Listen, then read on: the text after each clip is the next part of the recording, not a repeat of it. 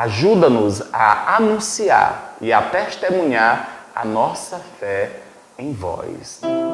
Ao longo da nossa vida de cristãos, nós somos anunciadores do Evangelho.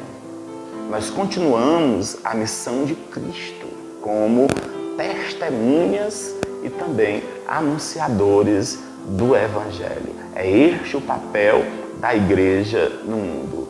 A encarnação de Jesus Cristo lança um convite para uma reflexão na nossa vida sobre a continuidade da missão de Cristo no meio de nós. Então Jesus nasce no meio de nós, nós abrimos o nosso coração para acolhê-lo, as promessas de Deus se realizam em Jesus Cristo, mas nós anunciamos tudo isso, nós proclamamos pela nossa missão evangelizadora, que nós assumimos no nosso batismo, nós anunciamos Jesus Cristo.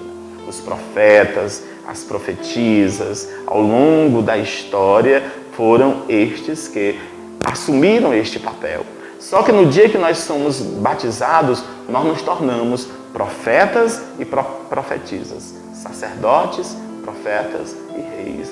Para quê? Ungidos pelo Espírito, ungidos por Jesus Cristo, nós nos assemelhemos a Ele e assim nós possamos proclamar a boa nova da salvação. E o Evangelho de hoje vai dizer isso para nós. Havia também uma profetisa chamada Ana, filha de Fanuel, da tribo de Asser. Ela era de idade avançada. Quando jovem, tinha sido casada e vivera 7 anos com o marido.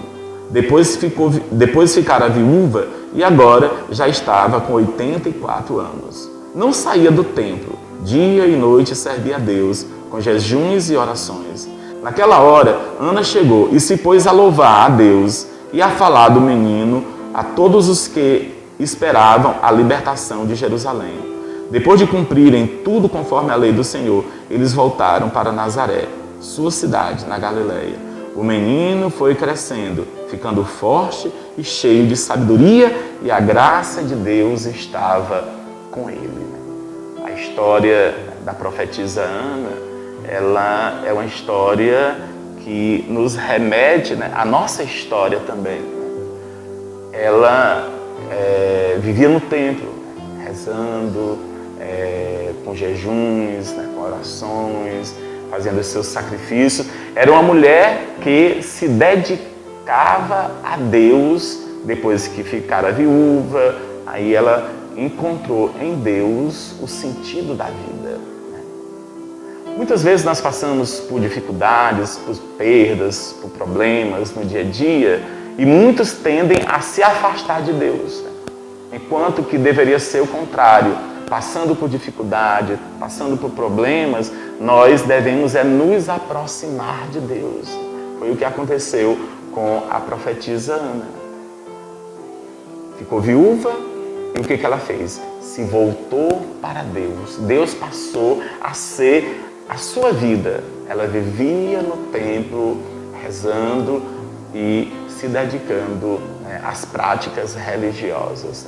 O templo é a morada de Deus, o templo é a casa de Deus, nós somos a igreja, a igreja é o povo, a igreja somos nós, mas nós devemos estar na casa do Senhor. Que alegria quando ouvi que me disseram, vamos à casa do Senhor. O Salmo já diz isso, o salmista já manifesta a alegria em estar nos átrios de Deus, de adentrar na casa do Senhor, porque estar na casa do Senhor deve ser um prazer, deve ser uma alegria para todos nós. Assim, o exemplo de Ana nos chama a nos voltar mais ainda para Deus, a nos voltarmos ainda mais para Deus, de estar na casa de Deus, de adorá-lo, de bendizer o seu nome, de contemplá-lo, de louvá-lo, sempre reconhecendo que a igreja é a morada de Deus, que a igreja é a casa de Deus. E temos alegria como salmista de ir à casa do Senhor, que alegria quando ouvi que me disseram, vamos à casa de Deus, vamos à casa do Senhor.